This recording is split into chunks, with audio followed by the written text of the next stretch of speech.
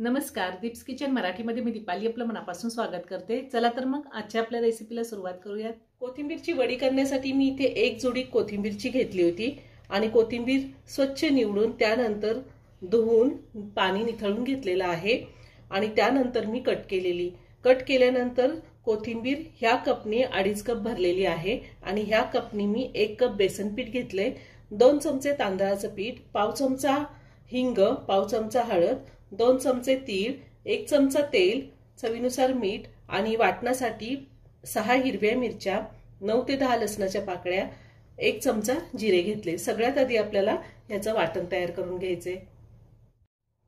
मी मिक्सरचं भांडं घेतलंय, त्यामध्ये लसूण, हिरवी मिरची आणि जिरे काढून घेतलेत। पाणी न टाकताच आपल्याला जाडसर फिरवून घ्यायचे मिक्सरला।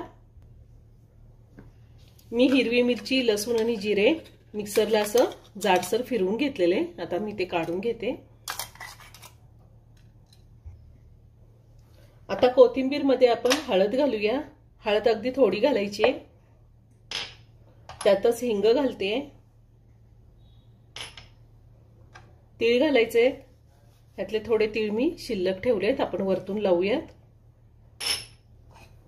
हिरवी मिरची, लसूण आणि जिऱ्याचा ठेचा करून घेतलेला घातलाय। तांदळाचं पीठ घालायचे, तांदळाच्या पिठाने छान कुरकुरीत होतात कोथिंबीरच्या वड्या, आणि चवीनुसार मीठ घालायचे। आता आपण ह्यामध्ये तेल घालूया। सगळ्यात आधी आपण हे सगळं व्यवस्थित मिक्स करून घेऊया, त्यानंतर आपल्याला बेसन पीठ घालायचे। मी सगळं व्यवस्थित मिक्स करून घेतलेले, त्यात आता आपण बेसन पीठ घालूया। थोडं थोडं करून घालायचं बेसन पीठ।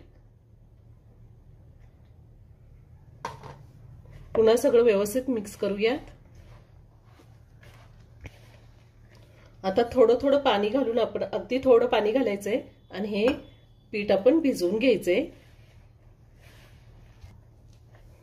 ज्या पद्धतीने आपण चपातीसाठी किंवा भाकरीसाठी जोर लावून पीठ मळतो तसं मळायचं नाही, अगदी अलगद पीठ मळून घ्यायचंय,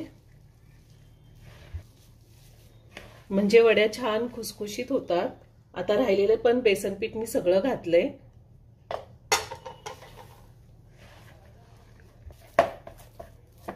आपलं वडीचं पीठ चांगलं भिजून झालेलं आहे। आता ह्याचे मी 2 असे समान भाग करते। आता एका प्लेटमध्ये थोडेसे तीळ घालूया।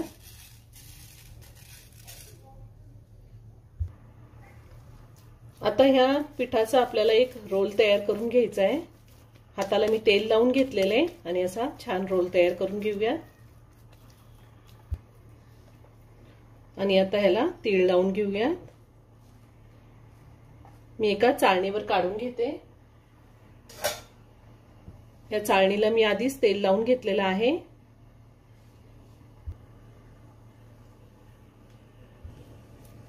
त्याच पद्धतीने मी दुसरा सुद्धा रोल तयार करून घेतलेला आहे। यालाही आपण तीळ लावून घेऊयात। हाही रोल मी चाळणीवर काढून घेतलेला आहे।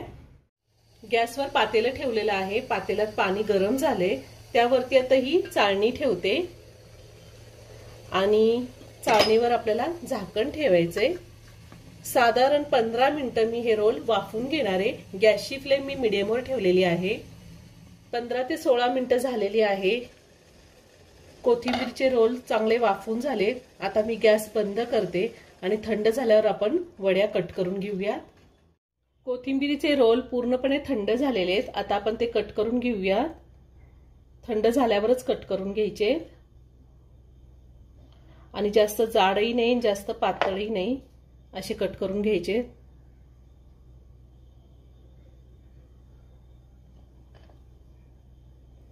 ह्याच पद्धतीने मी रोल कट करून घेणार आहे।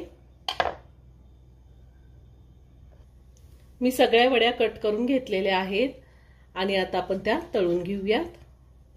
मी कढईमध्ये तेल गरम करून घेतलेले, आता आपण वड्या तळून घेऊयात। तेल चांगलं गरम करून घ्यायचंय आणि त्यानंतर वडी तेलामध्ये सोडायची।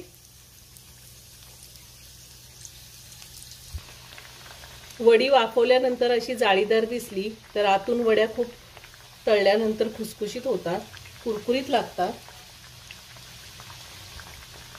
आता ह्या कोथिंबीरच्या वड्या आपण चांगल्या सोनेरी रंगावर तळून घ्यायच्या आहेत। गॅसची फ्लेम मी मीडियमवर ठेवलेली।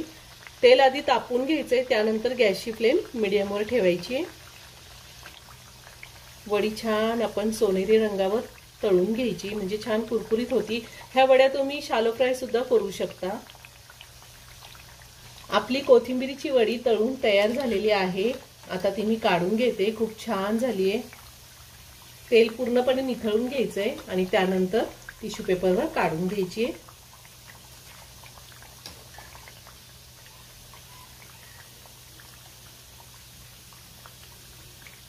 आता ह्याच पद्धतीने मी सगळ्या वड्या तळून घेणार आहे। खमंग, खुसखुशीत आणि कुरकुरीत अशी कोथिंबीर वडी तयार करून झालेली आहे।